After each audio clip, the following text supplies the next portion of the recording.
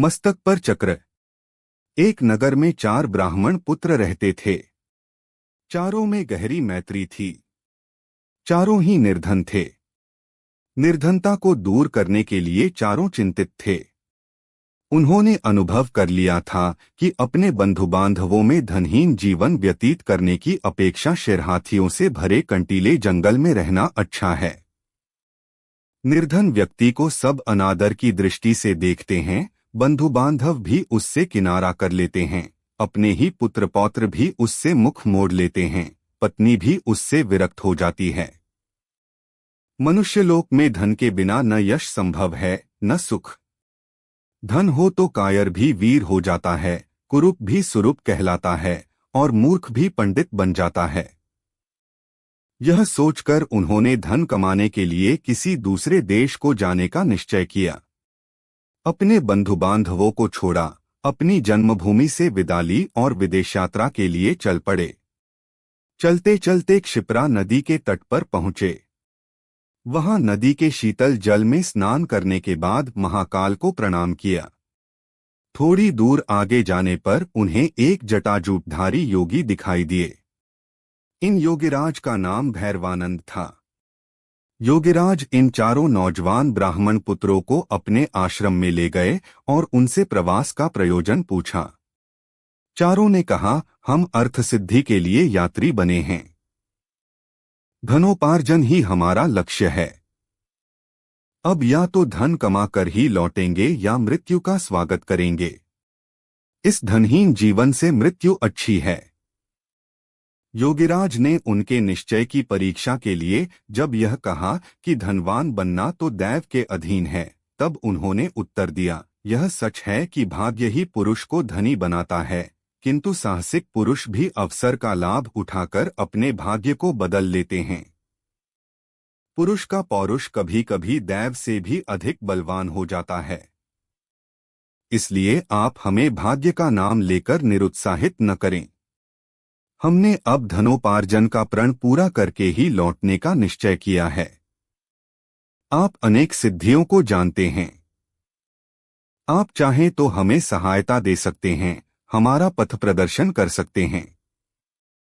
योगी होने के कारण आपके पास महती शक्तियां हैं। हमारा निश्चय भी महान है। महान ही महान की सहायता कर सकता है। भैरवानंद को उनकी दृढ़ता देखकर प्रसन्नता हुई। प्रसन्न होकर धन कमाने का एक रास्ता बतलाते हुए उन्होंने कहा, तुम हाथों में दीपक लेकर हिमालय पर्वत की ओर जाओ। वहां जाते जाते जब तुम्हारे हाथ का दीपक नीचे गिर पड़े तो ठहर जाओ। जिस स्थान पर दीपक गिरे उसे खोदो, वहीं तुम्हें धन मिलेगा। धन लेकर वापस चले आओ। चारों युवक हाथों में दीपक लेकर चल पड़े। कुछ दूर जाने के बाद उनमें से एक के हाथ का दीपक भूमि पर गिर पड़ा। उस भूमि को खोदने पर उन्हें ताम्रमयी भूमि मिली। वह तांबे की खान थी। उसने कहा, यहां जितना चाहो तांबा ले लो। अन्य युवक बोले, मूर्ख, तांबे से दरिद्रता दूर नहीं होगी। हम आगे बढ़ेंगे, आगे इससे अधिक मूल्य की वस्तु मिलेगी। उसने कहा, तुम आगे जाओ, मैं तो यहीं रहूंगा। यह कहकर उसने यथेष्ट तांबा लिया और घर लौट आया। शेष तीनों मित्र आगे बढ़े। कुछ दूर आगे जाने के बाद उनमें से एक के हाथ का दीपक जमीन पर गिर पड़ा। उसने जमीन खोदी तो चांदी की खान पाई। प्रसन्न होकर वह बोला, यहाँ जितनी चाहो चांदी ले लो, आगे मत जाओ। शेष 2 मित्र बोले, पीछे तांबे की खान मिली थी, यहाँ चांदी की खान मिली है, निश्चय ही आगे सोने की खान मिलेगी, इसलिए हम तो आगे ही बढ़ेंगे। यह कहकर दोनों मित्र आगे बढ़ गए। उन 2 में से एक के हाथ से फिर दीपक गिर गया। खोदने पर उसे सोने की खान मिल गई। उसने कहा, यहाँ जितना चाहो सोना ले लो, हमारी दरिद्रता का अंत हो जाएगा। सोने से उत्तम कौन सी चीज है? आओ सोने की खान से यथेष्ट सोना खोद लें और घर ले चलें। उसके मित्र ने उत्तर दिया, मूर्ख, पहले तांबा मिला था, फिर चांदी मिली, अब सोना मिला है, निश्चय ही आगे रत्नों की खान होगी। सोने की खान छोड़ दे और आगे चल, किंतु वह न माना। उसने कहा, मैं तो सोना लेकर ही घर चला जाऊंगा, तूने आगे जाना है तो जा। अब वह चौथा युवक एकाकी आगे बढ़ा। रास्ता बड़ा विकट था। कांटों से उसका पैर छलनी हो गया। बर्फीले रास्तों पर चलते चलते शरीर जीर्ण शीर्ण हो गया, किंतु वह आगे ही आगे बढ़ता गया। बहुत दूर जाने के बाद उसे एक मनुष्य मिला, जिसका सारा शरीर खून से लथपथ था और जिसके मस्तक पर चक्र घूम रहा था। उसके पास जाकर चौथा युवक बोला, तुम कौन हो? तुम्हारे मस्तक पर चक्र क्यों घूम रहा है? यहाँ कहीं जलाशय है तो बतलाओ, मुझे प्यास लगी है। यह कहते ही उसके मस्तक का चक्र उतरकर ब्राह्मण युवक के मस्तक पर लग गया। युवक के आश्चर्य की सीमा न रही। उसने कष्ट से कराहते हुए पूछा, यह क्या हुआ? यह चक्र तुम्हारे मस्तक से छूटकर मेरे मस्तक पर क्यों लग गया? अजनबी मनुष्य ने उत्तर दिया, मेरे मस्तक पर भी यह इसी तरह अचानक लग गया था। अब यह तुम्हारे मस्तक से तभी उतरेगा जब कोई व्यक्ति धन के लोभ में घूमता हुआ यहाँ तक पहुँचेगा और तुमसे बात करेगा। युवक ने पूछा, यह कब होगा? अजनबी, अब कौन राजा राज्य कर रहा है? युवक, वीणा वत्सराज। अजनबी, मुझे काल का ज्ञान नहीं। मैं राजा राम के राज्य में दरिद्र हुआ था और सिद्धि का दीपक लेकर यहाँ तक पहुँचा था। मैंने भी एक और मनुष्य से यही प्रश्न किए थे जो तुमने मुझसे किए हैं। युवक, किंतु इतने समय में तुम्हें भोजन व जल कैसे मिलता रहा? अजनबी, यह चक्र धन के अति लोभी पुरुषों के लिए बना है। इस चक्र के मस्तक पर लगने के बाद मनुष्य को भूख, प्यास, नींद, जरा, मरण आदि नहीं सताते। केवल चक्र घूमने का कष्ट ही सताता रहता है। वह व्यक्ति अनंत काल तक कष्ट भोगता है। यह कहकर वह चला गया और वह अति लोभी ब्राह्मण युवक कष्ट भोगने के लिए वहीं रह गया। सीख, लालच बुरी बला है। जब शेर जी उठा। एक नगर में 4 मित्र रहते थे। उनमें से 3 बड़े वैज्ञानिक थे, किंतु बुद्धिरहित थे। चौथा वैज्ञानिक नहीं था, किंतु बुद्धिमान था। चारों ने सोचा कि विद्या का लाभ तभी हो सकता है यदि वे विदेशों में जाकर धन संग्रह करें। इसी विचार से वे विदेश यात्रा को चल पड़े।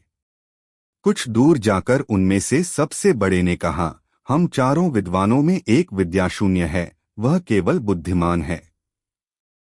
धनोपार्जन के लिए और धनिकों की प्रसन्नता प्राप्त करने के लिए विद्या आवश्यक है। विद्या के चमत्कार से ही हम उन्हें प्रभावित कर सकते हैं। अतः हम अपने धन का कोई भी भाग इस विद्याहीन को नहीं देंगे।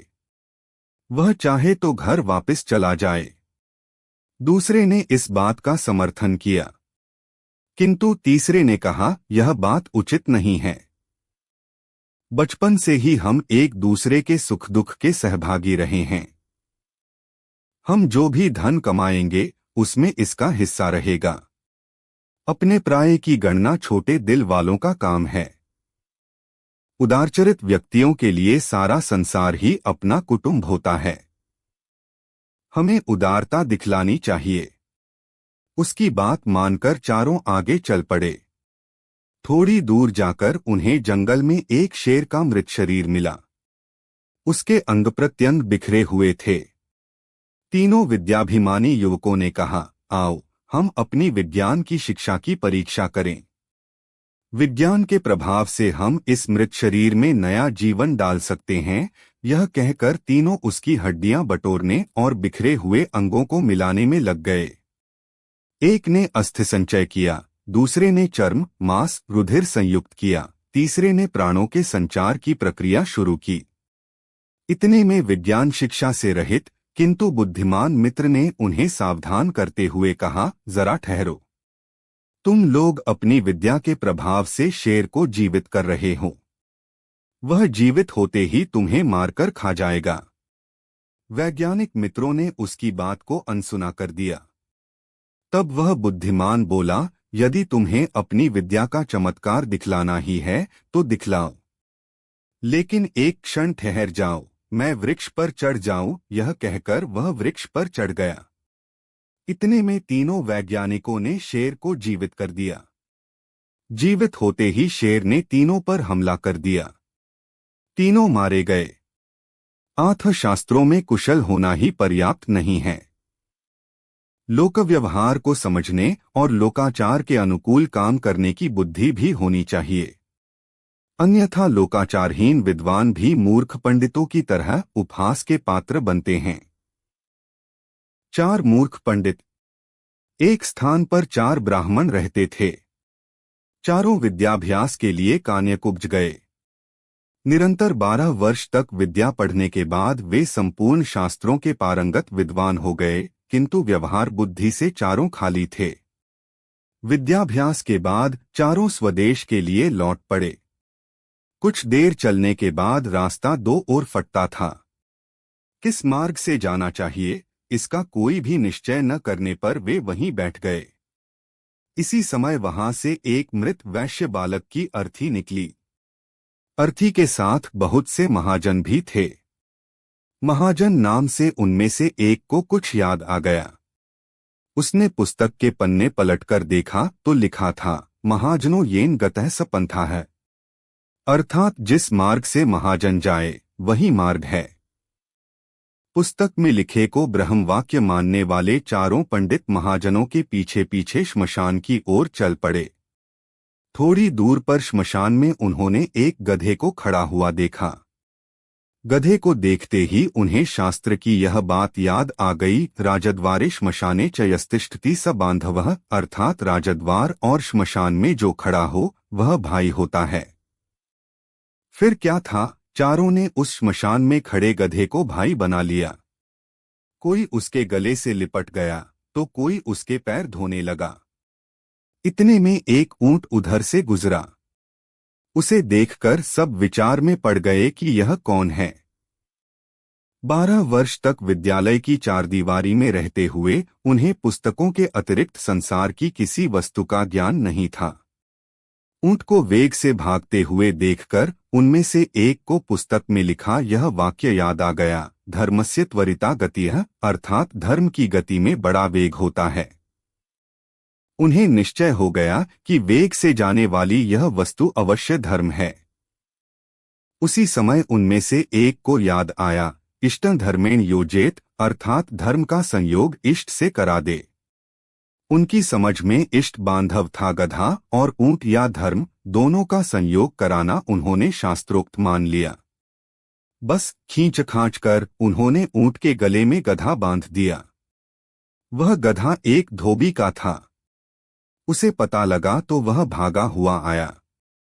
उसे अपनी ओर आता देखकर चारों शास्त्र पारंगत पंडित वहां से भाग खड़े हुए। थोड़ी दूर पर एक नदी थी। नदी में पलाश का एक पत्ता तैरता हुआ आ रहा था। इसे देखते ही उनमें से एक को याद आ गया, आगमिष्यति यत्पत्रं तदस्मांस्तार्यष्यति, अर्थात जो पत्ता तैरता हुआ आएगा वही हमारा उद्धार करेगा। उद्धार की इच्छा से वह मूर्ख पंडित पत्ते पर लेट गया। पत्ता पानी में डूब गया तो वह भी डूबने लगा। केवल उसकी शिक्षा पानी से बाहर रह गई। इसी तरह बहते बहते जब वह दूसरे मूर्ख पंडित के पास पहुंचा तो उसे एक और शास्त्रोक्त वाक्य याद आ गया, सर्वनाशे समुत्पन्ने अर्धं त्यजति पंडितः, अर्थात संपूर्ण का नाश होते देखकर आधे को बचा ले और आधे का त्याग कर दे। यह याद आते ही उसने बहते हुए पूरे आदमी का आधा भाग बचाने के लिए उसकी शिखा पकड़कर गर्दन काट दी। उसके हाथ में केवल सिर का हिस्सा आ गया। देह पानी में बह गई। उन 4 के अब 3 रह गए। गांव पहुंचने पर तीनों को अलग अलग घरों में ठहराया गया। वहां उन्हें जब भोजन दिया गया तो एक ने सेमियों को यह कहकर छोड़ दिया, दीर्घसूत्री विनश्यति, अर्थात दीर्घ तंतु वाली वस्तु नष्ट हो जाती है। दूसरे को रोटियां दी गईं तो उसे याद आ गया, अतिविस्तार विस्तीर्ण तद्भवेन्न चिरायुषम, अर्थात बहुत फैली हुई वस्तु आयु को घटाती है। तीसरे को छिद्र वाली वटिका दी गई तो उसे याद आ गया, छिद्रेष्वनर्था बहुली भवंती, अर्थात छिद्र वाली वस्तु में बहुत अनर्थ होते हैं। परिणाम यह हुआ कि तीनों की जगहंसाई हुई और तीनों भूखे भी रहे। सीख, व्यवहार बुद्धि के बिना पंडित भी मूर्ख ही रहते हैं। व्यवहार बुद्धि भी एक ही होती है। सैकड़ों बुद्धियां रखने वाला सदा डांवाडोल रहता है। यह कथा सुनाकर सुवर्ण सिद्धि ने कहा, तुम लोक व्यवहार नहीं जानते, इसीलिए तुमने मेरा कहना नहीं माना और तुम्हारी यह दुर्गति हुई। सहसा चक्रधर बोल पड़ा, नहीं नहीं, यह सब कुछ नहीं, यह सब भाग्य का चक्कर है। किस्मत खराब हो तो बड़ा बुद्धिमान व्यक्ति भी परेशानी में पड़ जाता है और भाग्य साथ दे तो अल्पबुद्धि भी सुखी रहता है। जैसे शतबुद्धि और सहस्त्र बुद्धि को तो मछुए पकड़कर ले गए, जबकि एक बुद्धि जल में आनंद से विहार करता रहा। सुवर्ण सिद्धि ने पूछा, यह एक बुद्धि कौन था? 2 मछलियां और एक मेंढक। एक तालाब में 2 मछलियां रहती थीं। एक थी शतबुद्धि 100 बुद्धियों वाली, दूसरी थी सहस्त्र बुद्धि 1000 बुद्धियों वाली। उसी तालाब में एक मेंढक भी रहता था। उसका नाम था एक बुद्धि। उसके पास एक ही बुद्धि थी, इसलिए उसे बुद्धि पर अभिमान नहीं था। शतबुद्धि और सहस्त्र बुद्धि को अपनी चतुराई पर बड़ा अभिमान था। एक दिन संध्या समय तीनों तालाब के किनारे बातचीत कर रहे थे। उसी समय उन्होंने देखा कि कुछ मछियारे हाथों में जाल लेकर वहां आए। उनके जाल में बहुत सी मछलियां फंसकर तड़प रही थीं। तालाब के किनारे आकर मछियारे आपस में बात करने लगे। एक ने कहा, इस तालाब में खूब मछलियां हैं, पानी भी कम है। कल हम यहां आकर मछलियां पकड़ेंगे। सबने उसकी बात का समर्थन किया। कल सुबह वहां आने का निश्चय करके मछियारे चले गए। उनके जाने के बाद सब मछलियों ने सभा की। सभी चिंतित थे कि क्या किया जाए। सबकी चिंता का उपहास करते हुए सहस्त्र बुद्धि ने कहा, डरो मत, दुनिया में सभी दुर्जनों के मन की बात पूरी होने लगे तो संसार में किसी का रहना कठिन हो जाए। सांपों और दुष्टों के अभिप्राय कभी पूरे नहीं होते, इसीलिए संसार बना हुआ है। किसी के कथन मात्र से डरना का पुरुषों का काम है। प्रथम तो वह यहां आएंगे ही नहीं, यदि आ भी गए तो मैं अपनी बुद्धि के प्रभाव से सबकी रक्षा कर लूंगी। शतबुद्धि ने भी उसका समर्थन करते हुए कहा, बुद्धिमान के लिए संसार में सब कुछ संभव है। जहां वायु और प्रकाश की भी गति नहीं होती, वहां बुद्धिमानों की बुद्धि पहुंच जाती है। किसी के कथन मात्र से हम अपने पूर्वजों की भूमि को नहीं छोड़ सकते। अपनी जन्मभूमि में जो सुख होता है वह स्वर्ग में भी नहीं होता। भगवान ने हमें बुद्धि दी है, भय से भागने के लिए नहीं, बल्कि भय का युक्तिपूर्वक सामना करने के लिए। तालाब की मछलियों को तो शतबुद्धि और सहस्त्र बुद्धि के आश्वासन पर भरोसा हो गया, लेकिन एक बुद्धि मेंढक ने कहा, मित्रों, मेरे पास तो एक ही बुद्धि है, वह मुझे यहाँ से भाग जाने की सलाह देती है। इसलिए मैं तो सुबह होने से पहले ही इस जलाशय को छोड़कर अपनी पत्नी के साथ दूसरे जलाशय में चला जाऊंगा। यह कहकर वह मेंढक मेंढकी को लेकर तालाब से चला गया। दूसरे दिन अपने वचनानुसार वही मछियारे वहां आए। उन्होंने तालाब में जाल बिछा दिया। तालाब की सभी मछलियां जाल में फंस गईं। शतबुद्धि और सहस्त्र बुद्धि ने बचाव के लिए बहुत से पैंतरे बदले, किंतु मछियारे भी अनाड़ी न थे।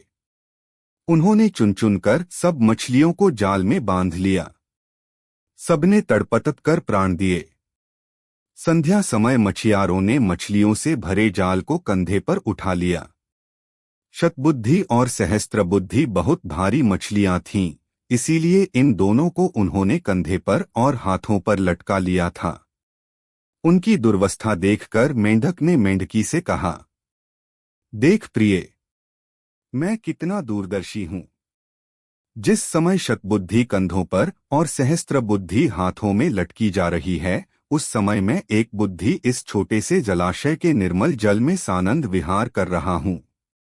इसलिए मैं कहता हूँ कि विद्या से बुद्धि का स्थान ऊंचा है, और बुद्धि में भी सहस्त्र बुद्धि की अपेक्षा एक बुद्धि होना अधिक व्यावहारिक है।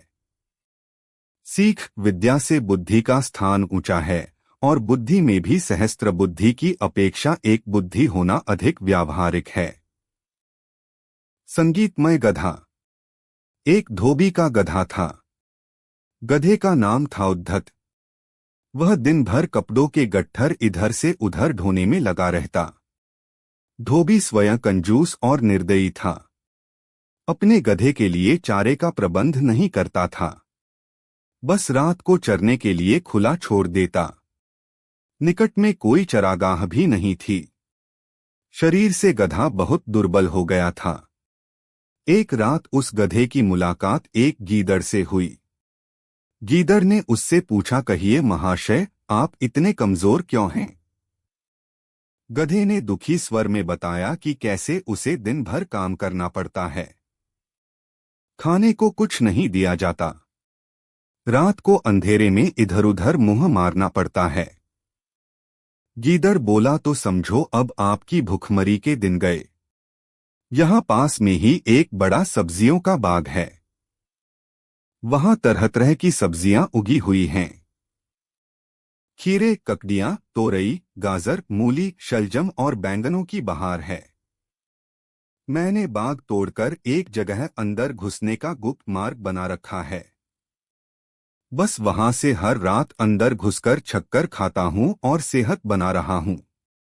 तुम भी मेरे साथ आया करो। लार टपकाता गधा गीदड़ के साथ हो गया। बाग में घुसकर गधे ने महीनों के बाद पहली बार भरपेट खाना खाया। दोनों रात भर बाग में ही रहे और पांव फटने से पहले गीदड़ जंगल की ओर चला गया और गधा अपने धोबी के पास आ गया। उसके बाद वे रोज रात को एक जगह मिलते, बाग में घुसते और जी भरकर खाते। धीरे धीरे गधे का शरीर भरने लगा।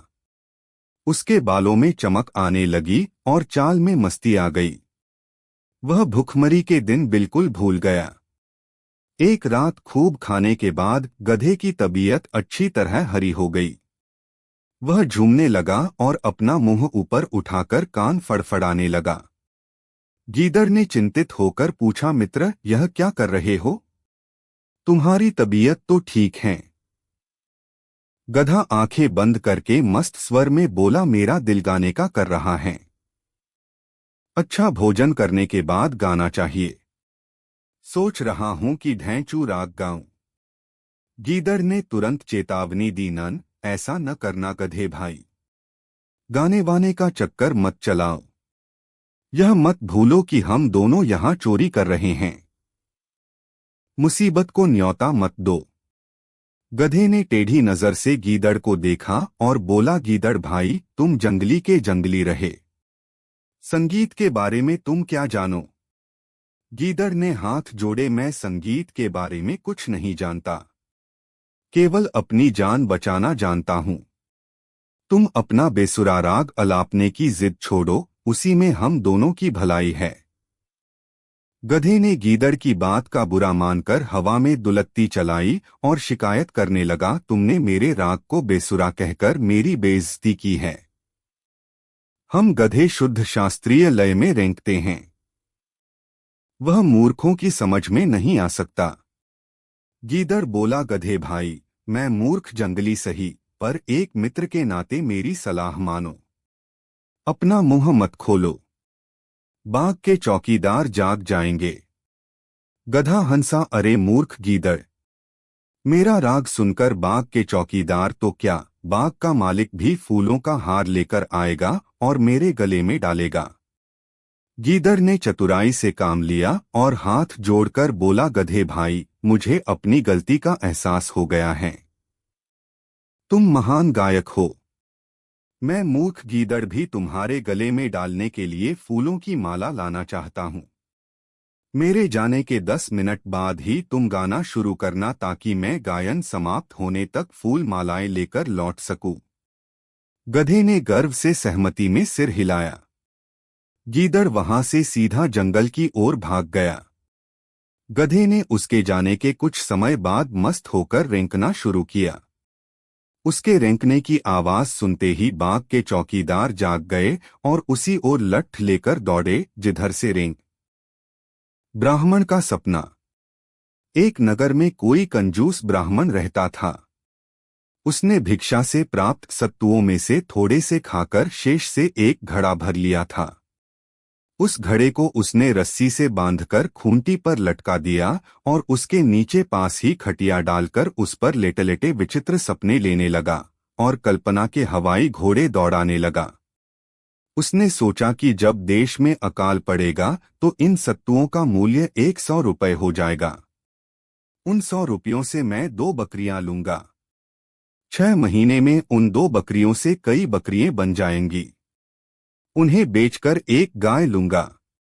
गायों के बाद भैंसे लूंगा और फिर घोड़े ले लूंगा। घोड़ों को महंगे दामों में बेचकर मेरे पास बहुत सा सोना हो जाएगा। सोना बेचकर मैं बहुत बड़ा घर बनाऊंगा। मेरी संपत्ति को देखकर कोई भी ब्राह्मण अपनी सुरूपवती कन्या का विवाह मुझसे कर देगा। वह मेरी पत्नी बनेगी। उससे जो पुत्र होगा उसका नाम मैं सोमशर्मा रखूंगा। जब वह घुटनों के बल चलना सीख जाएगा तो मैं पुस्तक लेकर घुड़शाला के पीछे की दीवार पर बैठा हुआ उसकी बाल लीलाएं देखूंगा। उसके बाद सोमशर्मा मुझे देखकर माँ की गोद से उतरेगा और मेरी ओर आएगा तो मैं उसकी माँ को क्रोध से कहूंगा, अपने बच्चे को संभाल। वह गृह कार्य में व्यग्र होगी, इसलिए मेरा वचन न सुन सकेगी। तब मैं उठकर उसे पैर की ठोकर से मारूंगा। यह सोचते ही उसका पैर ठोकर मारने के लिए ऊपर उठा। वह ठोकर सत्तू भरे घड़े को लगी। घड़ा चकनाचूर हो गया। कंजूस ब्राह्मण के स्वप्न भी साथ ही चकनाचूर हो गए। सीख शेखचिल्ली न बनो। कथा सुनकर सुवर्ण सिद्धि ने कहा, ठीक कहते हो, लोभवश लोग इसी प्रकार दुख पाते हैं। जो व्यक्ति परिणाम पर बिना विचार किए जल्दबाजी में कोई काम करता है, उसे राजा चंद्र की तरह ही दुखी होना पड़ता है। भारत की सबसे डरावनी भूतिया कहानी। आपने बहुत सारी रियल हॉरर स्टोरीज पढ़ी होंगी, लेकिन आज मैं जो स्टोरी आपको बताने जा रही हूं वो भारत की सबसे डरावनी भूतिया कहानी है। इसे सुनकर आपके भी रोंगटे खड़े हो जाएंगे। तो चलिए इस सच्ची भूतिया कहानी को पढ़ना शुरू करते हैं। करसियांग एक छोटा सा हिल स्टेशन जो दार्जिलिंग में आता है। यहाँ का मौसम 12 महीने सुहाना रहता है, जो सैलानियों को अपनी ओर खींचता है। यहाँ का मौसम जितना मनमोहक है, उतना ही वहाँ पर हुए हॉन्टेड घटनाएं लोगों को दहशत में रखता है। करसियांग में 2 जगह है, एक विक्टोरिया बॉयज स्कूल और उसी से सटा हुआ डो हिल जंगल। लोकल लोगों का कहना है कि स्कूल के बंद होने के बावजूद उसमें लड़कों के खेलने की, चलने की और भयानक चीखें सुनाई देती हैं। इसी के पास डो हिल जंगल है, जहां कई मर्डर हुए हैं और अननेचुरल डेथ हुई है, जिसका कारण पता नहीं चल सका है। यहाँ पे सुइसाइड की घटना भी बहुत होती है। ये जंगल अपने आप में कई राजों को सिमेटे हुए हैं। ये जंगल इतना घना है कि दिन में भी आप रात अनुभव कर सकते हैं। यहाँ पे एक रोड है जो डो हिल जंगल से फॉरेस्ट ऑफिस तक जाती है, जिसे डेथ रोड कहा जाता है। यहाँ पे कई लोगों ने एक लड़के का भूत देखा है, जिसका सर नहीं है। एक दिन एनी को डो हिल के बारे में पता चलता है और वो इंडिया आ जाती है डो हिल की सच्चाई पता करने। एनी हॉन्टेड जगहों पे जाकर उसके हॉन्टेड होने या न होने की सच्चाई कैमरे में कैद करके सोशल मीडिया पर डाला करती थी। एनी अपनी खोज रात को करती थी, लेकिन क्योंकि वो दिन को ही करसियांग पहुंच गई थी तो उसने लोकल लोगों से डो हिल के बारे में पूछना शुरू कर दिया। एनी ने नोटिस किया कि डो हिल के बारे में पूछते ही लोगों के चेहरे का रंग उड़ जा रहा है। एक आदमी ने उसे बताया कि वो कभी उस सरकटी लॉस को नहीं देख पाएगी और वो उसे वापस लौट जाने को कहा। ये सब सुनकर एनी होटल चली गई और जैसे ही शाम हुई, एनी निकल पड़ी लोगों के बताए हुए डेथ रोड पर अपनी कैमरा लेकर। अचानक से ठंड बढ़ने लगी। एनी अपने कैमरे में उस जगह के बारे में बताते हुए आगे बढ़ रही थी कि उसका पैर किसी चीज से टकराई और वो गिर पड़ी।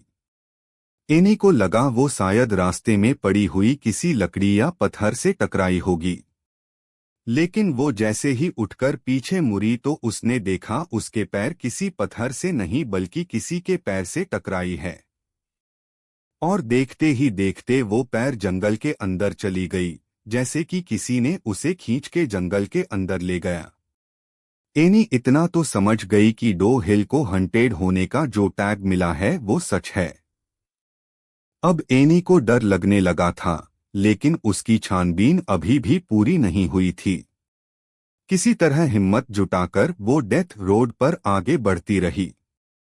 अचानक एनी के सामने से एक बूढ़ी औरत रोड क्रॉस करके जंगल में चली गई। एनी भी चुपचाप बिना कोई आवाज किए उस औरत के पीछे चलने लगी। वो सब कैमरे में कैद कर रही थी। चलते चलते उसे ऐसा महसूस हो रही थी कि कोई उसकी पीछा कर रहा है। अचानक उसकी कानों में आवाज आई, एनी वापस चले जाओ। ये सुनते ही एनी की रोंगटे खड़ी हो गई, लेकिन उसे तलाश थी उस सरकटे आदमी की। इसलिए उसने किसी तरह हिम्मत करके और थोड़ी दूर जाने का फैसला किया।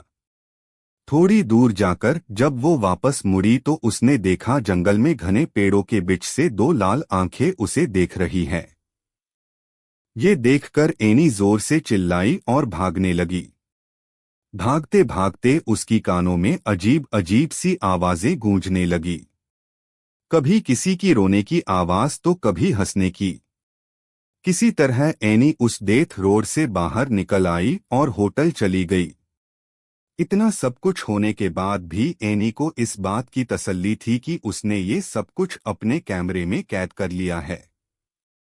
उस रात एनी अपने कैमरे को टेबल पर रखकर सो गई। 1 घंटे बाद एनी को फिर से वही अजीब अजीब आवाज सुनाई देने लगी। जब उसने आंख खोली तो देखा वो सरकटा भूत उसके सामने खड़ा था और उसने हाथ में कैमरा पकड़ रखा था। देखते ही देखते कैमरे में आग लग गई और एनी के सामने ही कैमरा जल के राख हो गया। और तभी वो भूत एनी के सामने से गायब हो गया। ये सब देखकर एनी बेहोश हो गई। सुबह होटल वालों ने उसे उठाया। जब वो होटल वालों को पूरी बात बताई तो सबने उस पर विश्वास कर लिया, लेकिन जब ये बातें उसने सोशल मीडिया पर बताई तो किसी किसी ने उस पर विश्वास किया और किसी किसी ने इसे झूठी कहानी बताई। सच्चाई चाहे जो भी हो, लेकिन आज भी डो हिल एक रहस्य है। पुरानी हवेली का भूत। गांव के बाहर एक पुरानी हवेली थी जिसे लोग भूतिया हवेली कहते थे। कहा जाता था कि वहां एक आत्मा का साया था। दिन में तो सब ठीक लगता, लेकिन रात होते ही हवेली से अजीब अजीब आवाजें आने लगती थीं। कई लोगों ने दावा किया कि उन्होंने वहां एक सफेद साड़ी में लिपटी महिला को रोते हुए देखा है। रहस्यमयी रात। राहुल, जो एक शहर का नौजवान था, इन सब बातों पर यकीन नहीं करता था। उसने तय किया कि वह इस अफवाह की सच्चाई का पता लगाएगा। एक रात टॉर्च और कैमरा लेकर वह हवेली में दाखिल हुआ। अंदर जाते ही उसे एक अजीब ठंडक महसूस हुई। हवेली के पुराने फर्श पर कदम रखते ही चरमराहट की आवाज आई। जैसे ही वह अंदर बढ़ा, अचानक हवा का एक झोंका आया और दरवाजा अपने आप बंद हो गया। राहुल घबरा गया, लेकिन उसने खुद को संभाला और आगे बढ़ा। तभी उसे सीढ़ियों के ऊपर एक परछाई दिखाई दी। वह टॉर्च की रोशनी वहां डालने लगा। तभी एक डरावनी आवाज गूंजी, तुम यहां क्यों आए हो? राहुल का दिल जोर जोर से धड़कने लगा। उसने देखा कि सफेद साड़ी पहनी एक महिला हवा में तैरती हुई उसकी ओर बढ़ रही है। उसके लंबे बाल बिखरे हुए थे और आंखें जल रही थीं। सच्चाई का खुलासा। राहुल हिम्मत करके खड़ा रहा। उसने ध्यान से देखा तो महसूस हुआ कि वह महिला असली नहीं बल्कि किसी प्रोजेक्टर की होलोग्राम इमेज थी। अचानक उसे पीछे किसी के कदमों की आहट सुनाई दी। जब उसने मुड़कर देखा तो गांव के कुछ लोग वहां खड़े थे। असल में गांव के कुछ लालची लोगों ने इस हवेली को अपने कब्जे में लेने के लिए भूत की अफवाह फैलाई थी ताकि कोई वहां न आए। राहुल ने सबूत इकट्ठा किए और गांव वालों के सामने हकीकत उजागर कर दी। अंत में गांव वालों ने उन धोखेबाजों को पकड़कर पुलिस के हवाले कर दिया। पुरानी हवेली अब फिर से खुल गई और उसका नवीनीकरण किया गया। धीरे धीरे भूत वाली अफवाह भी खत्म हो गई। लेकिन आज भी जब हवेली के पास से कोई गुजरता है तो उसे कभी कभी एक रहस्यमयी साया दिखता है। क्या वह सिर्फ एक भ्रम है या सच में कोई आत्मा वहां रहती है? इसका जवाब आज भी कोई नहीं जानता। पुरानी हवेली का भूत भाग 2। गांव में अब सब कुछ सामान्य हो चुका था। हवेली को दोबारा ठीक कर दिया गया था और वह अब वीरान नहीं रही थी। लेकिन कुछ लोगों को अब भी यकीन था कि वहां कुछ न कुछ जरूर है। रहस्यमय घटनाएं फिर शुरू। एक दिन गांव के एक युवक अमित ने दावा किया कि उसने हवेली की एक खिड़की में किसी को खड़ा देखा था। उसने बताया कि वह सफेद साड़ी में एक औरत थी जिसकी आंखें अंधेरे में चमक रही थीं। पहले तो गांव वालों ने इसे मजाक समझा, लेकिन फिर धीरे धीरे और लोगों ने भी अजीब घटनाओं की शिकायत करनी शुरू कर दी। रात के समय हवेली के पास से गुजरने वाले लोगों ने वहां से किसी के रोने की आवाज सुनी। कई लोगों ने यह भी कहा कि उन्होंने हवेली के दरवाजे अपने आप खुलते बंद होते देखे हैं। राहुल, जिसने पहले हवेली के रहस्य को उजागर किया था, इन घटनाओं की सच्चाई जानने के लिए दोबारा वहां जाने का फैसला किया। हवेली में एक रात राहुल इस बार अपने दोस्त विशाल को भी साथ ले गया। दोनों के पास टॉर्च और एक कैमरा था। जैसे ही वे हवेली में घुसे, हवेली के अंदर का माहौल अजीब था। चारों ओर सन्नाटा, जाले और धूल से भरी दीवारें। जैसे ही उन्होंने सीढ़ियों पर कदम रखा, अचानक उन्हें एक धीमी हंसी सुनाई दी। दोनों ने एक दूसरे को देखा और डरते डरते ऊपर बढ़े। तभी अचानक एक दरवाजा जोर से बंद हो गया। राहुल ने कैमरा ऑन किया और दरवाजा खोला। अंदर घुप अंधेरा था। अचानक सफेद साड़ी पहने एक परछाई उनके सामने आ गई। उसकी लाल चमकती आंखें देखकर विशाल घबरा गया और भागने लगा, लेकिन राहुल रुका रहा। उसने धीरे धीरे हिम्मत जुटाई और टॉर्च की रोशनी उस पर डाली।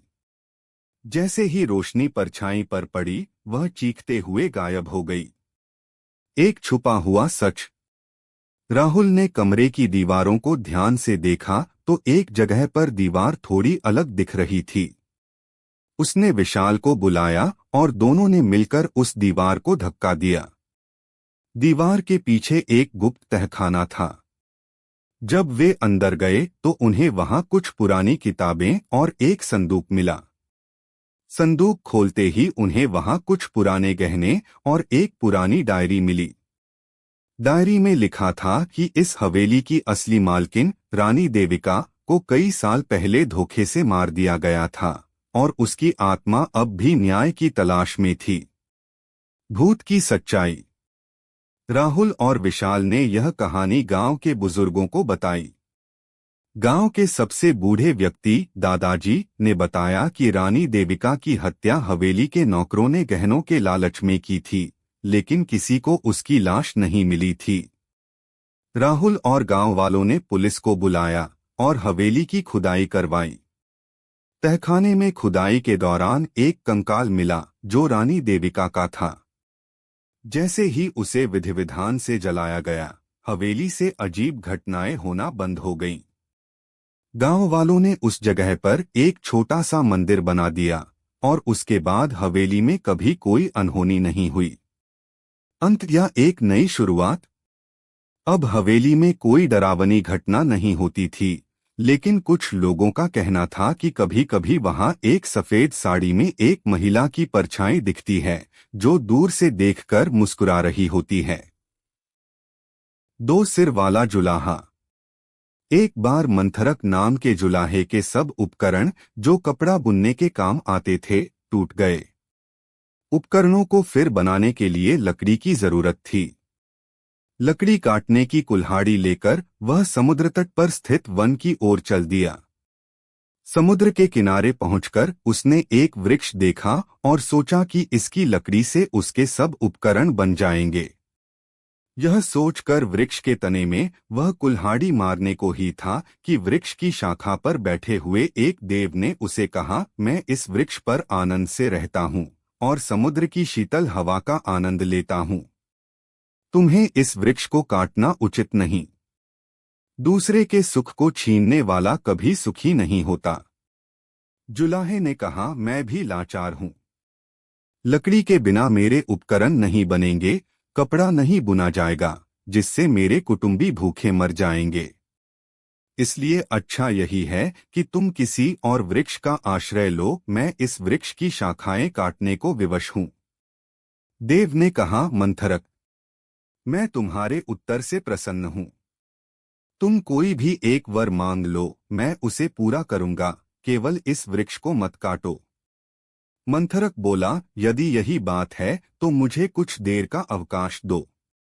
मैं अभी घर जाकर अपनी पत्नी से और मित्र से सलाह करके तुमसे वर मांगूंगा। देव ने कहा, मैं तुम्हारी प्रतीक्षा करूंगा। गांव में पहुंचने के बाद मंथरक की भेंट अपने एक मित्र नाई से हो गई। उसने उससे पूछा, मित्र, एक देव मुझे वरदान दे रहा है, मैं तुझसे पूछने आया हूं कि कौन सा वरदान मांगा जाए। नाई ने कहा, यदि ऐसा ही है तो राज्य मांग ले। मैं तेरा मंत्री बन जाऊंगा, हम सुख से रहेंगे। तब मंथरक ने अपनी पत्नी से सलाह लेने के बाद वरदान का निश्चय करने की बात नाई से कही।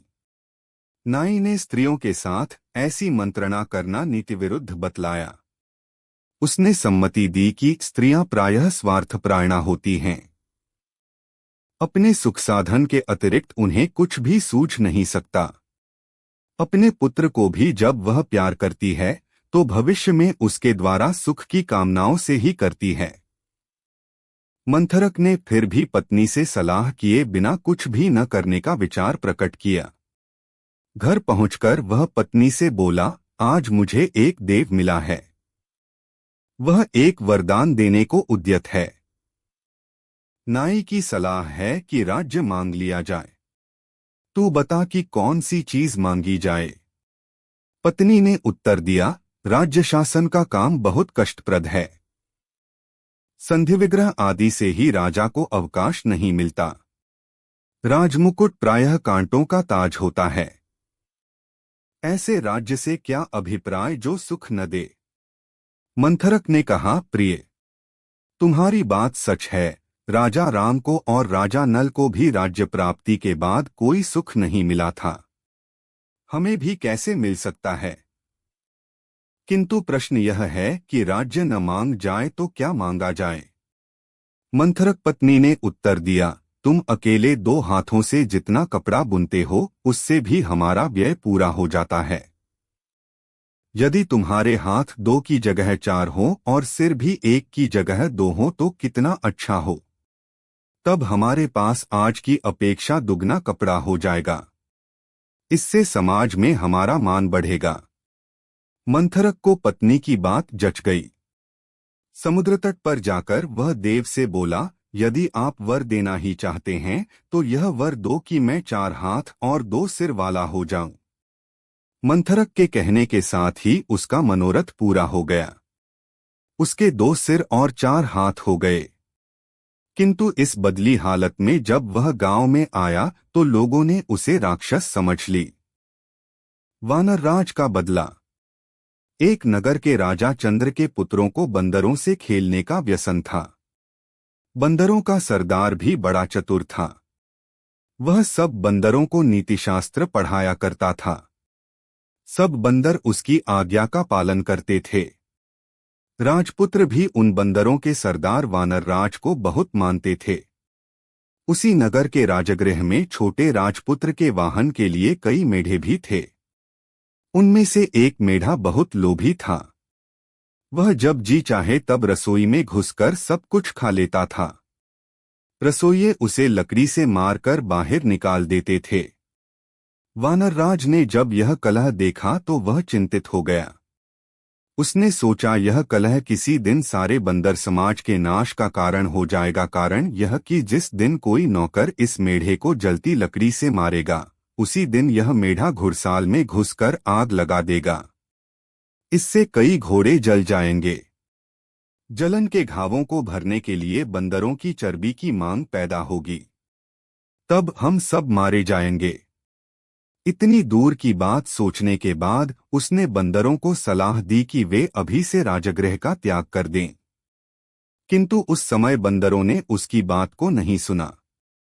राजगृह में उन्हें मीठे मीठे फल मिलते थे। उन्हें छोड़कर वे कैसे जाते? उन्होंने वानरराज से कहा कि बुढ़ापे के कारण तुम्हारी बुद्धि मंद पड़ गई है। हम राजपुत्र के प्रेम व्यवहार और अमृत समान मीठे फलों को छोड़कर जंगल में नहीं जाएंगे। वानरराज ने आंखों में आंसू भरकर कहा, मूर्खो, तुम इस लोभ का परिणाम नहीं जानते। यह सुख तुम्हें बहुत महंगा पड़ेगा। यह कहकर वानरराज स्वयं राजगृह छोड़कर वन में चला गया। उसके जाने के बाद एक दिन वही बात हो गई जिससे वानरराज ने वानरों को सावधान किया था।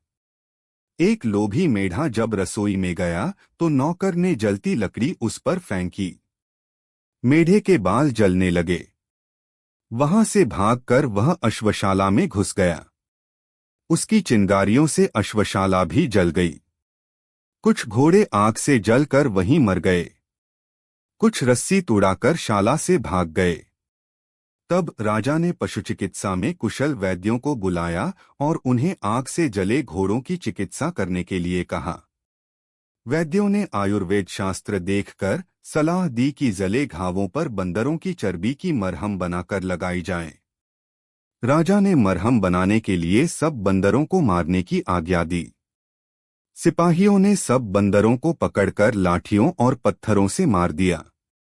वानरराज को जब अपने वंशक्षय का समाचार मिला तो वह बहुत दुखी हुआ। उसके मन में राजा से बदला लेने की आग भड़क उठी। दिनरात वह इसी चिंता में घुलने लगा। आखिर उसे एक वन में ऐसा तालाब मिला जिसके किनारे मनुष्यों के पदचिन्ह थे। उन चिन्हों से मालूम होता था कि इस तालाब में जितने मनुष्य गए सब मर गए, कोई वापस नहीं आया। वह समझ गया कि यहाँ अवश्य कोई नरभक्षी मगरमच्छ है। उसका पता लगाने के लिए उसने एक उपाय किया। कमल नाल लेकर उसका एक सिरा उसने तालाब में डाला और दूसरे सिरे को मुख में लगाकर पानी पीना शुरू कर दिया। थोड़ी देर में उसके सामने ही तालाब में से एक कंठार धारण किए हुए मगरमच्छ निकला। उसने कहा, इस तालाब में पानी पीने के लिए आकर कोई वापस नहीं गया। तूने कमल नाल द्वारा पानी पीने का उपाय करके विलक्षण बुद्धि का परिचय दिया है।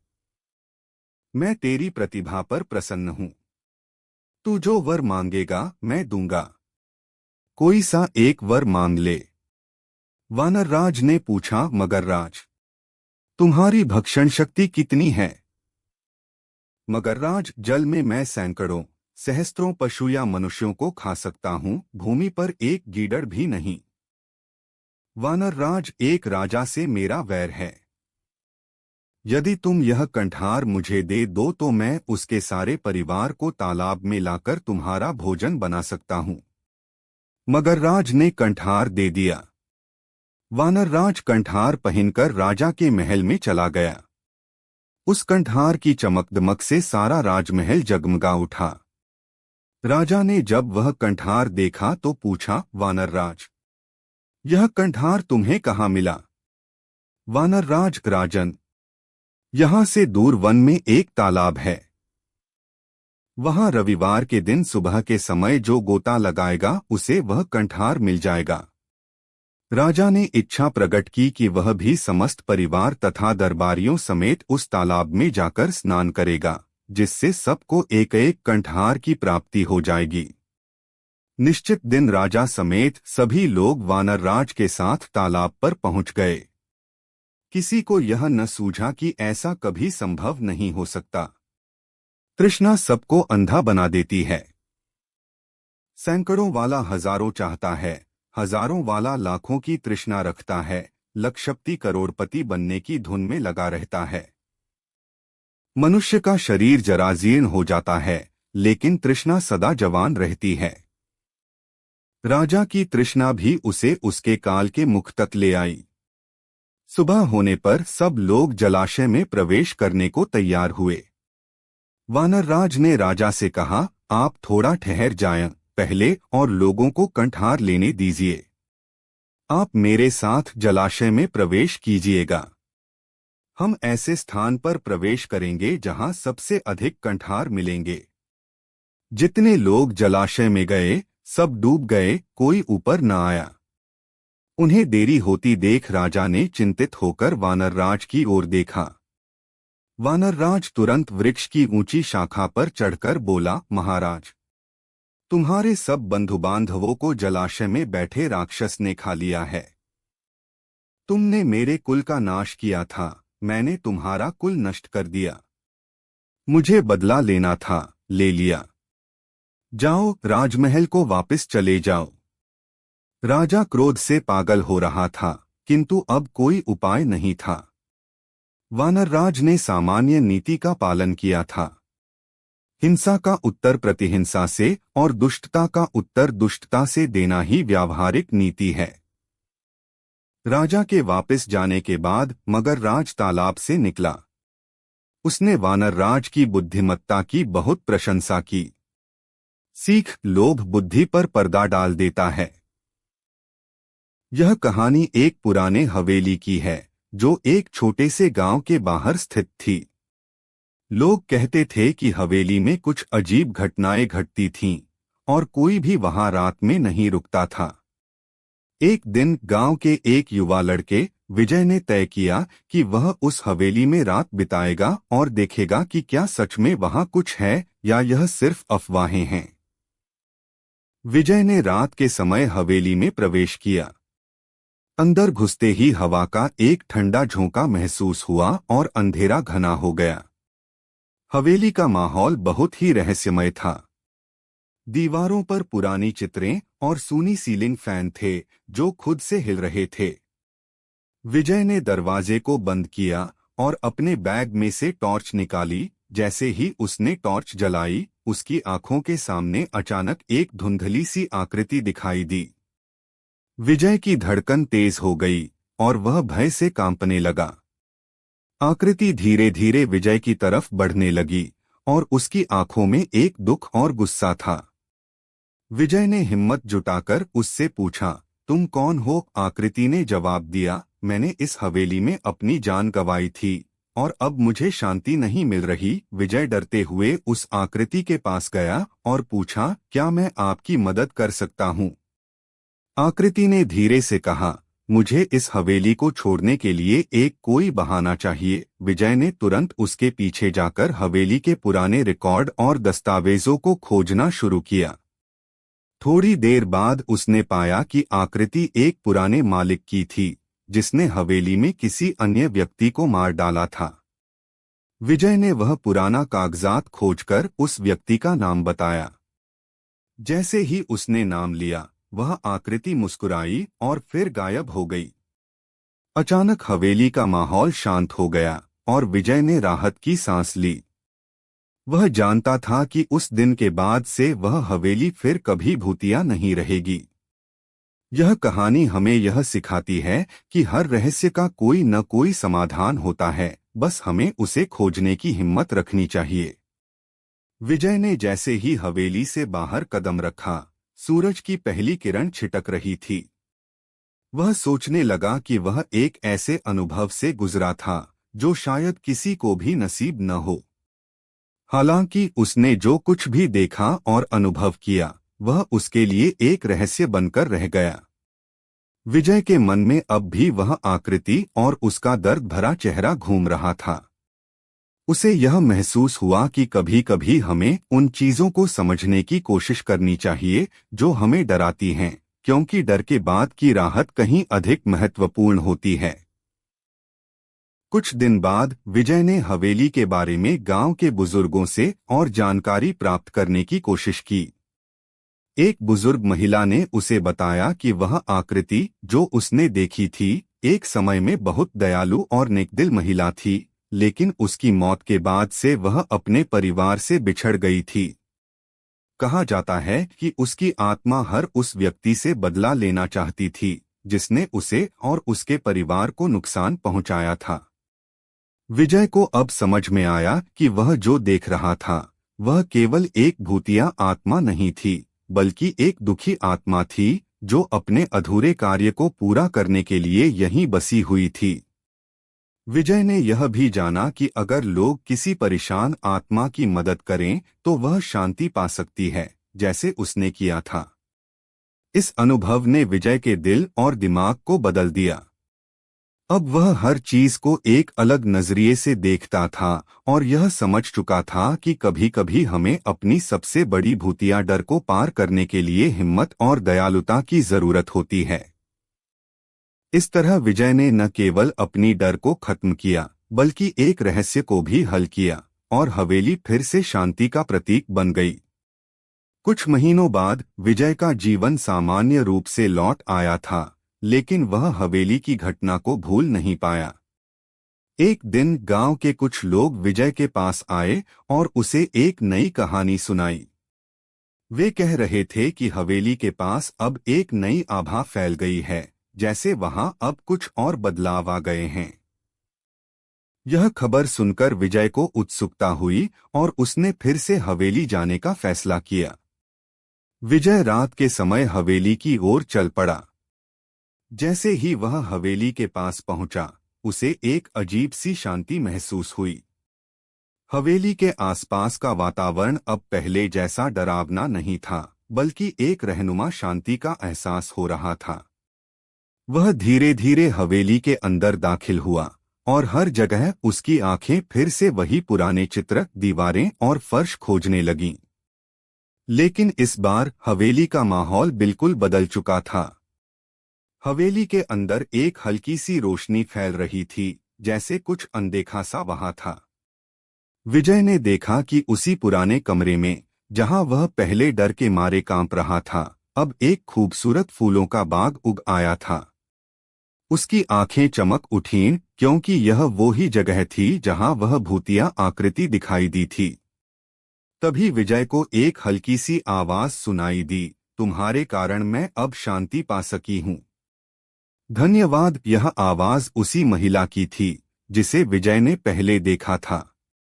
विजय को समझ में आ गया कि वह आत्मा अब मुक्त हो चुकी थी, क्योंकि उसने अपना बदला पूरा कर लिया था और विजय की मदद से शांति पा ली थी। वह आकृति अब हंसी हंसी गायब हो गई थी और हवेली में जो शांति थी वह स्थायी हो गई थी। विजय ने उस दिन के बाद कभी हवेली का डर नहीं महसूस किया। उसे एहसास हुआ कि अगर किसी की मदद की जाती है तो वो खुद को शांति दे सकते हैं और अपने भीतर के डर को भी दूर कर सकते हैं। हवेली अब गांव के बच्चों के लिए खेलने की जगह बन गई और विजय का नाम वहां एक हीरो के रूप में लिया जाने लगा, जिसने एक भूतिया आत्मा को शांति दिलाई थी। और इस तरह हवेली ने एक नई पहचान बनाई और उस गांव में शांति का एक नया युग शुरू हुआ। कुछ समय बाद गांव में सब कुछ सामान्य चल रहा था और विजय को भी हवेली की घटना को लेकर किसी तरह की चिंता नहीं थी। लेकिन एक रात जब विजय अपने कमरे में सो रहा था, उसे अचानक एक अजीब सपना आया। सपने में वह उसी हवेली में था, लेकिन अब हवेली का माहौल फिर से अंधेरे और भयावह हो गया था। दीवारों से चीखें निकल रही थीं और हवा में एक अजीब सी गंध आ रही थी।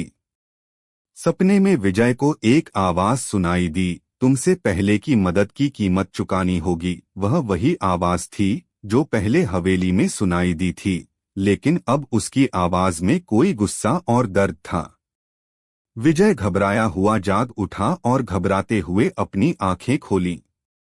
उसे लगा कि यह केवल एक सपना था, लेकिन उसके दिल में एक बेचैनी थी जो उसे ठीक से चैन से सोने नहीं दे रही थी। अगली सुबह विजय ने गांव के बुजुर्गों से सुना कि कुछ रातों से हवेली में अजीब घटनाएं फिर से हो रही थीं। कुछ लोग कहते थे कि हवेली में रात को एक नई आत्मा दिखाई देती है। विजय ने सोचा कि वह फिर से हवेली जाए और देखे कि क्या वहां सचमुच कुछ अजीब हो रहा है। वह रात के समय हवेली की ओर चल पड़ा और जैसे ही उसने हवेली के पास कदम रखा, एक ठंडी हवा का झोंका महसूस हुआ। हवेली का दरवाजा फिर से बंद था, लेकिन विजय ने अंदर जाने का निश्चय किया। अंदर घुसते ही उसे एक और नई ऊर्जा महसूस हुई, जैसे कोई और आत्मा वहां हो। जब वह उसी पुराने कमरे में पहुंचा जहां पहले उसने भूतिया आकृति देखी थी, उसे किसी ने हल्के से पुकारा, तुम मेरे बारे में क्या जानते हो? विजय ने पीछे मुड़कर देखा और सामने उसे वही महिला की आकृति दिखाई दी, लेकिन अब उसका चेहरा दुख और गुस्से से भरा हुआ था। विजय ने धीमे से पूछा, क्या तुम फिर से दुखी हो? महिला ने गहरी सांस ली और कहा, पहले तुम्हारी मदद से मैंने शांति पाई, लेकिन अब मुझे यह महसूस हुआ कि जो किया गया था वह कभी सही नहीं था। वह बदला नहीं, बल्कि एक और गलत था। विजय ने अब महसूस किया कि हवेली में जो कुछ भी हो रहा था वह उस महिला की आत्मा का एक और दायित्व था। उसने महसूस किया कि आत्मा को शांति तभी मिल सकती है जब वह अपनी पूरी कहानी खुद से कह पाए और वह दर्द को छोड़ पाए। विजय ने महिला की आत्मा से कहा, अगर तुम चाहती हो तो मैं तुम्हारी पूरी कहानी सुनने के लिए तैयार हूँ, तुम्हारा दर्द खत्म करने के लिए। विजय के बाद अब हवेली में जो बदलाव आया, उसे देखकर पूरे गांव में एक नई हवा चल पड़ी थी। लोग अब हवेली को एक डरावनी जगह के बजाय एक ऐतिहासिक धरोहर के रूप में देखने लगे थे। विजय को अक्सर गांव के लोग धन्यवाद देने आते, खासकर वे जो पहले हवेली के बारे में सुनकर डरते थे। लेकिन विजय का मन हमेशा उसी महिला की आत्मा में अटका रहता था, जो अब शांति से स्वर्ग को सिधार चुकी थी। कुछ समय बाद विजय ने महसूस किया कि उसकी जिंदगी में भी बदलाव आ चुका है। वह अब ज्यादा शांत और स्थिर महसूस करने लगा था। उसे यह समझ में आ चुका था कि उसने न केवल एक आत्मा की मदद की थी, बल्कि अपनी खुद की आंतरिक शांति को भी पा लिया था। अब वह पहले जैसा डरावने ख्वाब नहीं देखता था और न ही अजीब घटनाओं से घबराता था। एक दिन गांव के पास एक पुरानी किंवदंती सुनने वाला एक ज्ञानी आया। उसने विजय से कहा, तुम्हारे इस साहसिक कार्य ने न केवल हवेली की आत्मा को शांति दी, बल्कि तुम्हारी आत्मा में भी एक खास ताकत पैदा कर दी है। अब तुम उन लोगों की मदद कर सकते हो जो अपने डर से लड़ रहे हैं। विजय ने पहले तो इसे हल्के में लिया, लेकिन धीरे धीरे वह समझ गया कि यह सही है। वह अब न सिर्फ हवेली की किंवदंती के बारे में बातें करता था, बल्कि उन लोगों के लिए भी मार्गदर्शन देने लगा जो अपने डर से जूझ रहे थे।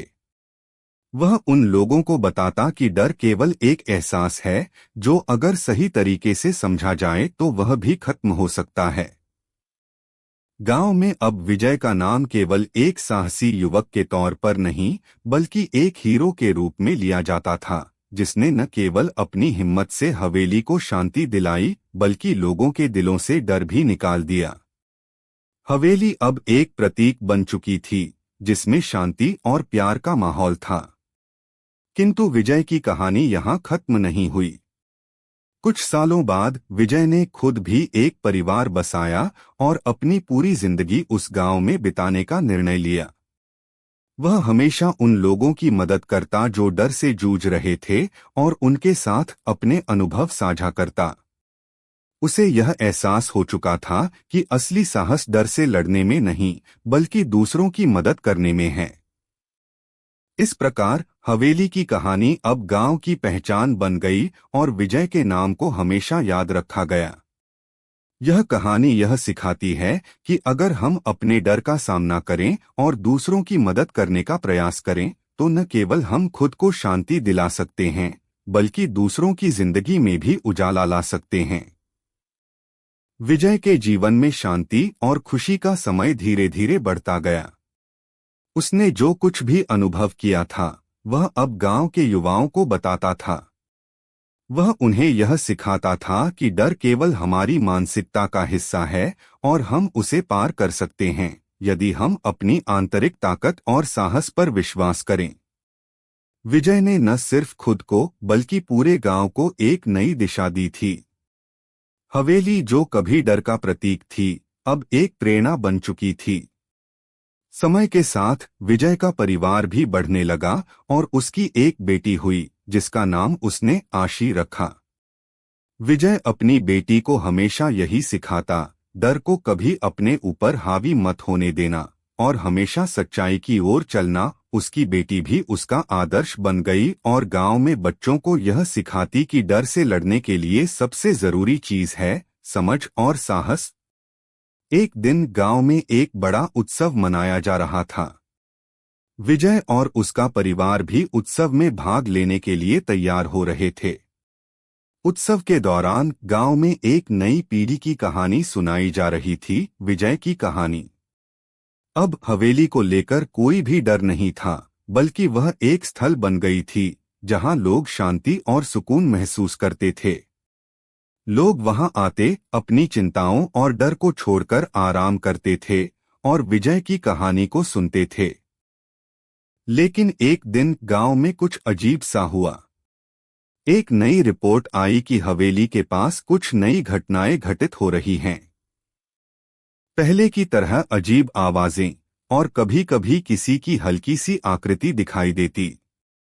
लोग घबराए हुए थे, क्योंकि हवेली अब फिर से एक रहस्य बन रही थी। विजय, जो अब बुजुर्ग हो चुका था, यह सुनकर अपनी बेटी आशी के साथ हवेली की ओर रवाना हुआ। उसने तय किया कि जो कुछ भी हो, अब वह खुद जाकर देखेगा और इसे हल करेगा। हवेली में पहुंचकर उसे एक अजीब सी आंधी महसूस हुई और हवा में एक ठंडी सी गंध भी थी।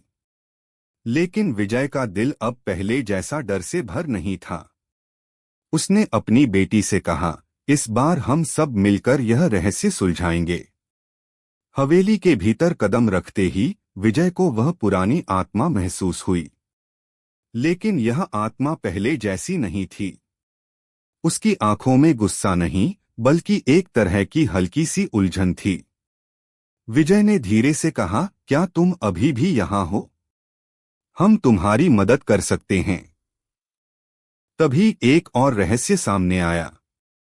यह आत्मा कोई और नहीं, बल्कि हवेली की पुरानी मालिक की थी, जिसकी आत्मा अब तक अपनी गलतियों के कारण उलझन में थी।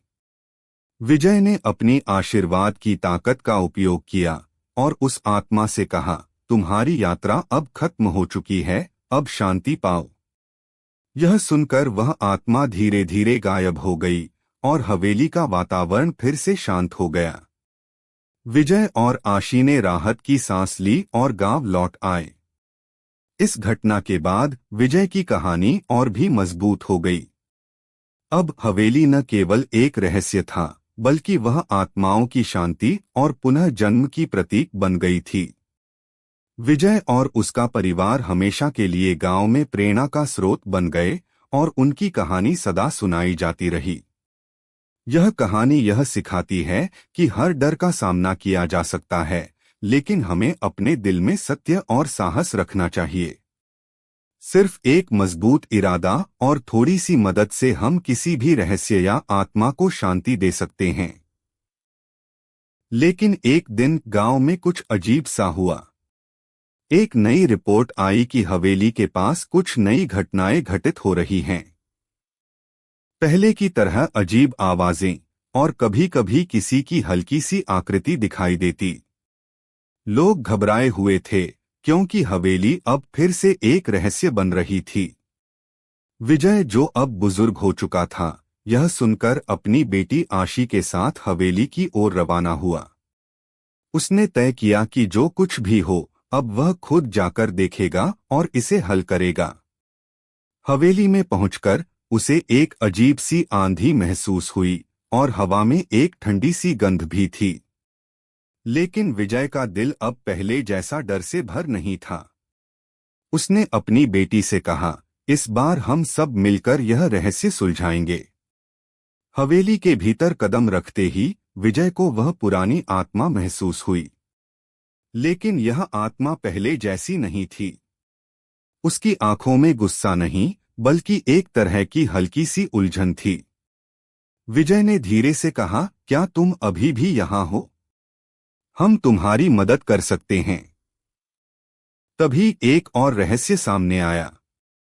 यह आत्मा कोई और नहीं बल्कि हवेली की पुरानी मालिक की थी, जिसकी आत्मा अब तक अपनी गलतियों के कारण उलझन में थी। विजय ने अपनी आशीर्वाद की ताकत का उपयोग किया और उस आत्मा से कहा, तुम्हारी यात्रा अब खत्म हो चुकी है, अब शांति पाओ। यह सुनकर वह आत्मा धीरे धीरे गायब हो गई और हवेली का वातावरण फिर से शांत हो गया। विजय और आशी ने राहत की सांस ली और गांव लौट आए। इस घटना के बाद विजय की कहानी और भी मजबूत हो गई। अब हवेली न केवल एक रहस्य था, बल्कि वह आत्माओं की शांति और पुनः जन्म की प्रतीक बन गई थी।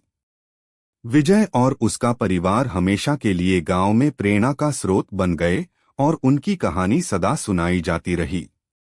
यह कहानी यह सिखाती है कि हर डर का सामना किया जा सकता है, लेकिन हमें अपने दिल में सत्य और साहस रखना चाहिए। सिर्फ एक मजबूत इरादा और थोड़ी सी मदद से हम किसी भी रहस्य या आत्मा को शांति दे सकते हैं। समय के साथ विजय की उम्र बढ़ती गई और उसकी कहानी गांव में एक किंवदंती की तरह फैल गई।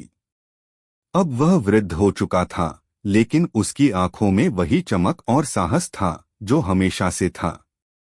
वह अपने अनुभवों से न केवल खुद को बल्कि आने वाली पीढ़ियों को भी मार्गदर्शन देता रहा। उसकी बेटी आशी अब बड़ी हो चुकी थी और उसने भी अपने पिता की राह को अपनाया था।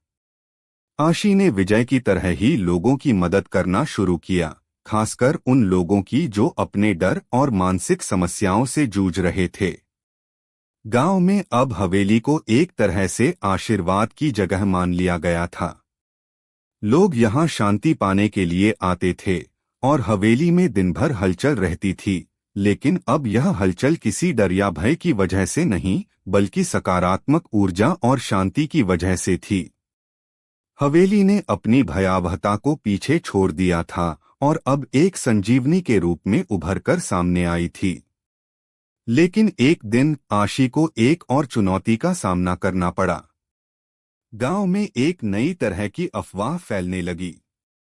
लोग कहने लगे कि हवेली में कुछ अजीब हो रहा है और यह पहले की तरह शांति का प्रतीक नहीं रही। आशी को समझ में आ गया कि हवेली में कुछ अनकहा रह गया है, जिसे अभी तक किसी ने महसूस नहीं किया था। उसने ठान लिया कि वह इसका हल निकालेगी, क्योंकि उसकी आत्मा अब अपनी जिम्मेदारी से पीछे नहीं हट सकती थी। आशी ने अपने पिता विजय से सलाह ली। विजय ने उसकी आंखों में विश्वास और साहस को देखा और कहा, तुम्हारी यात्रा अब शुरू होती है।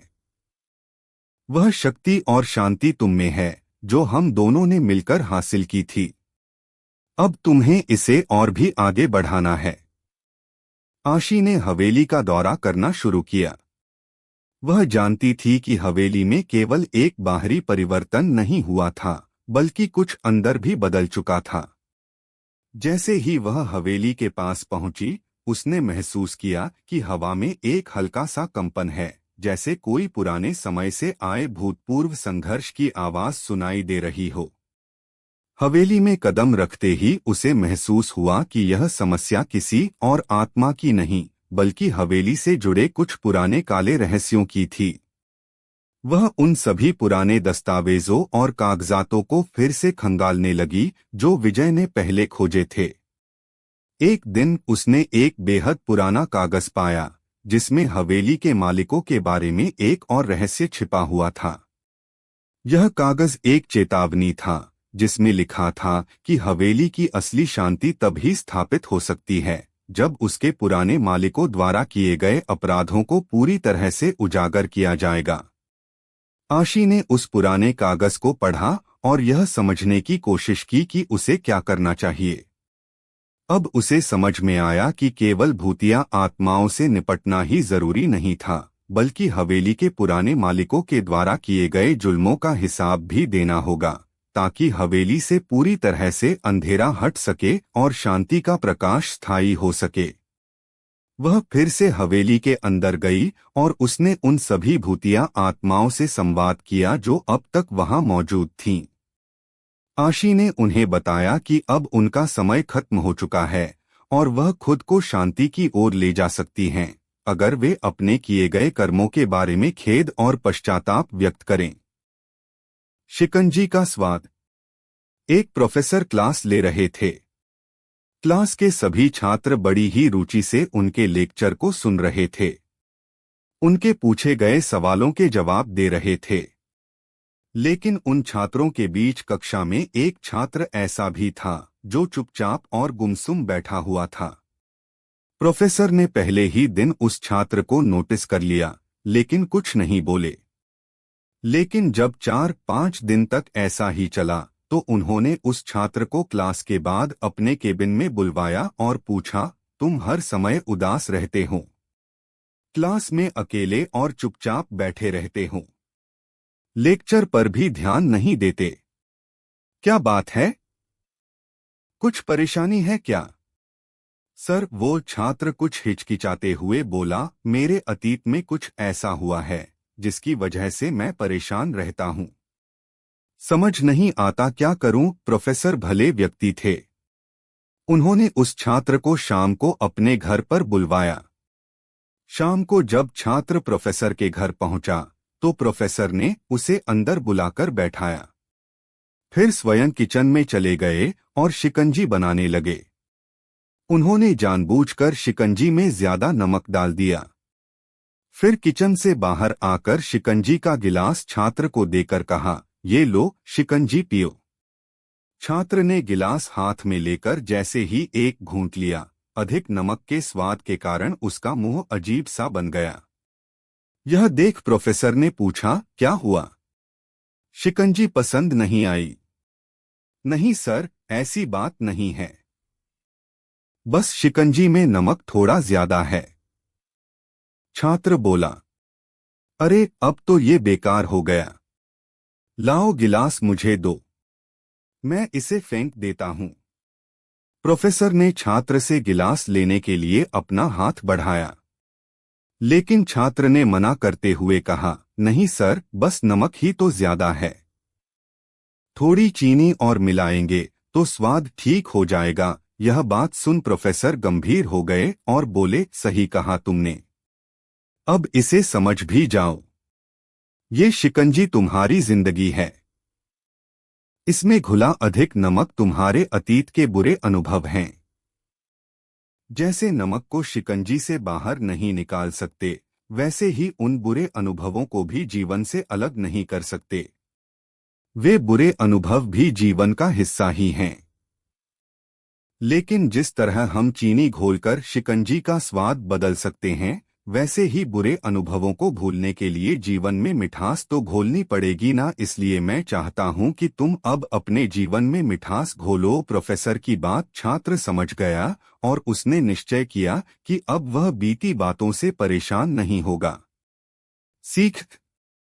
जीवन में अक्सर हम अतीत की बुरी यादों और अनुभवों को याद कर दुखी होते रहते हैं। इस तरह हम अपने वर्तमान पर ध्यान नहीं दे पाते और कहीं न कहीं अपना भविष्य बिगाड़ लेते हैं। जो हो चुका उसे सुधारा नहीं जा सकता, लेकिन कम से कम उसे भुलाया तो जा सकता है। और उन्हें भुलाने के लिए नई मीठी यादें हमें आज बनानी होंगी।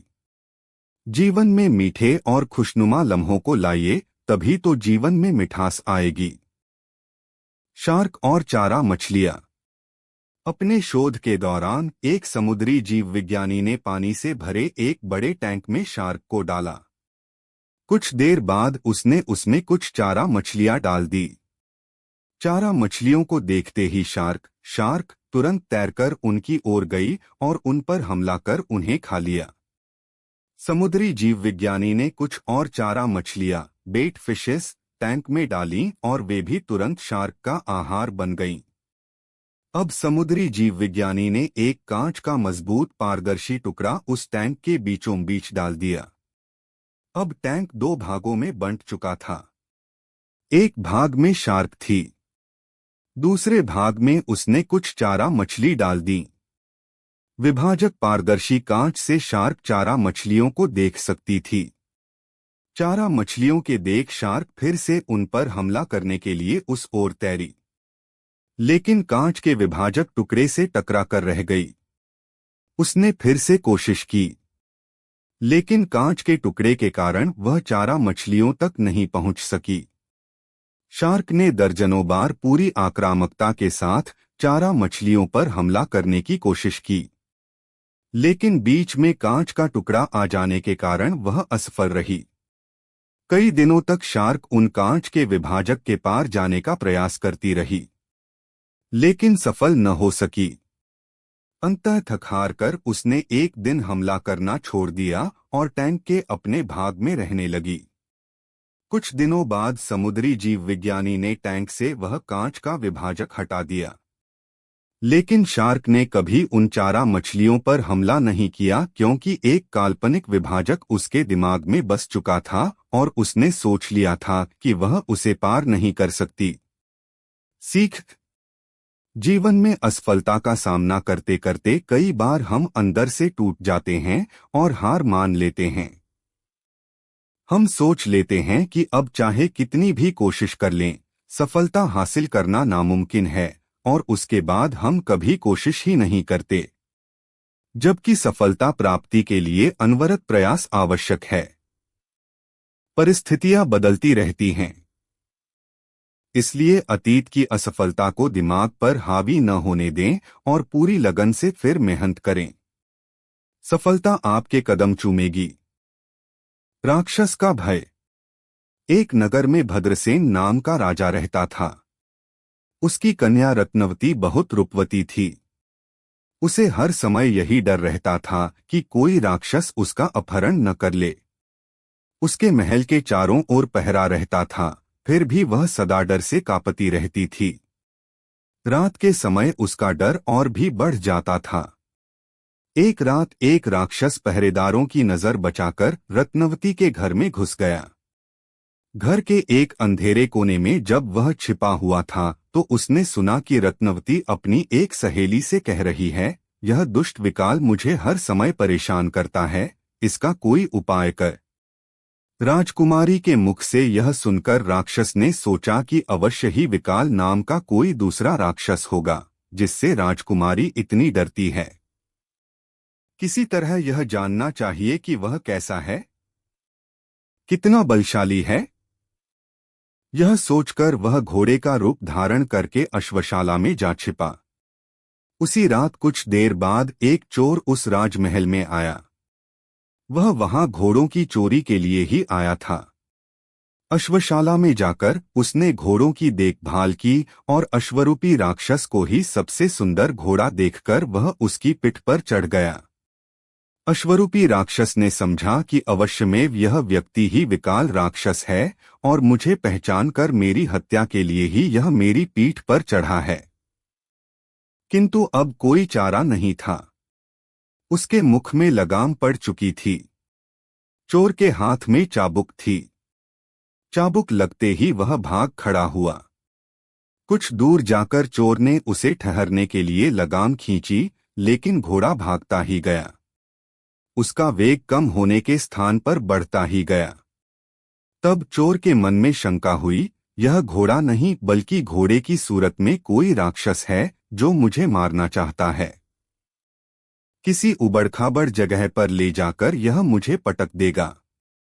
मेरी हड्डी पसली टूट जाएगी। यह सोच ही रहा था कि सामने वटवृक्ष की एक शाखा आई। घोड़ा उसके नीचे से गुजरा। चोर ने घोड़े से बचने का उपाय देखकर शाखा को दोनों हाथों से पकड़ लिया। घोड़ा नीचे से गुजर गया। चोर वृक्ष की शाखा से लटककर बच गया। उसी वृक्ष पर अश्वरूपी राक्षस का एक मित्र बंदर रहता था। उसने डर से भागते हुए अश्वरूपी राक्षस को बुलाकर कहा, मित्र, डरते क्यों हो? यह कोई राक्षस नहीं बल्कि मामूली मनुष्य है। तुम चाहो तो इसे एक क्षण में खाकर हजम कर लो। चोर को बंदर पर बड़ा क्रोध आ रहा था। बंदर उससे दूर ऊंची शाखा पर बैठा हुआ था, किंतु उसकी लंबी पूंछ चोर के मुख के सामने ही लटक रही थी। चोर ने क्रोधवश उसकी पूंछ को अपने दांतों में भींचकर चबाना शुरू कर दिया। बंदर को पीड़ा तो बहुत हुई, लेकिन मित्र राक्षस के सामने चोर की शक्ति को कम बताने के लिए वह वहां बैठा ही रहा। फिर भी उसके चेहरे पर पीड़ा की छाया साफ नजर आ रही थी।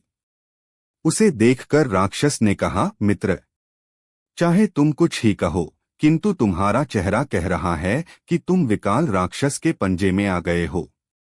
यह कहकर वह भाग गया। सुवर्ण सिद्धि बोला, तो भाई, मुझे भी घर जाने की आज्ञा दो। तुम अपने लोभरूपी वृक्ष का फल यहां रहकर चखो। चक्रधर बोला, भाई, यह तो बिना किसी कारण के ही हो गया। मनुष्य को शुभ फल के भोग भाग्यवश भोगने ही पड़ते हैं। कहा गया है कि जिस रावण का दुर्ग त्रिकूट था, समुद्र खाई थे, योद्धा राक्षस थे, कुबेर से अटूट धन मिला था, जो स्वयं शुक्राचार्य की राजनीति का महान पंडित था, वह भी दुर्भाग्य से विपत्ति के चक्र में पिस गया। और भी देखो कि दो सिर वाला पक्षी। एक तालाब में भारंड नाम का एक विचित्र पक्षी रहता था। इसके मुख दो थे, किंतु पेट एक ही था। एक दिन समुद्र के किनारे घूमते हुए उसे एक अमृत समान मधुर फल मिला। यह फल समुद्र की लहरों ने किनारे पर फेंक दिया था। उसे खाते हुए एक मुख बोला, वह कितना मीठा है यह फल। आज तक मैंने अनेक फल खाए, लेकिन इतना स्वादु कोई नहीं था। न जाने किस अमृत बेल का यह फल है। दूसरा मुख उससे वंचित रह गया था। उसने भी जब उसकी महिमा सुनी तो पहले मुख से कहा, मुझे भी थोड़ा सा चखने को दे दे। पहला मुख हंसकर बोला, तुझे क्या करना है? हमारा पेट तो एक ही है, उसमें वह चला ही गया है। तृप्ति तो हो ही गई है। यह कहने के बाद उसने शेष फल अपनी प्रिया को दे दिया। उसे खाकर उसकी प्रेयसी बहुत प्रसन्न हुई। दूसरा मुख उसी दिन से विरक्त हो गया और इस तिरस्कार का बदला लेने के उपाय सोचने लगा। अंत में एक दिन उसे एक उपाय सूझ गया। वह कहीं से एक विषफल ले आया। प्रथम मुख को दिखाते हुए उसने कहा, देख, यह विषफल मुझे मिला है, मैं इसे खाने लगा हूं। प्रथम मुख ने रोकते हुए आग्रह किया, मूर्ख, ऐसा मत कर, इसके खाने से हम दोनों मर जाएंगे। द्वितीय मुख ने प्रथम मुख के निषेध करते करते अपने अपमान का बदला लेने के लिए विषफल खा लिया।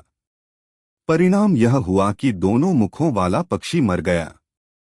सच ही कहा गया है कि संसार में कुछ काम ऐसे हैं जो एकाकी नहीं करने चाहिए। अकेले स्वादु भोजन नहीं खाना चाहिए। सोने वालों के बीच अकेले जागना ठीक नहीं। मार्ग पर अकेले चलना संकटापन्न है। जटिल विषयों पर अकेले सोचना नहीं चाहिए। सीख मिलकर काम करो।